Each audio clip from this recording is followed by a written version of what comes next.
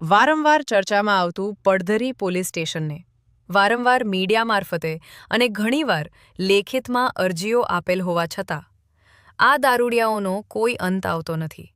પડધરીની અંદર જ્યાં જુઓ ત્યાં દારૂડિયો 24 કલાક લથડિયા મારતા જોવા મળે છે.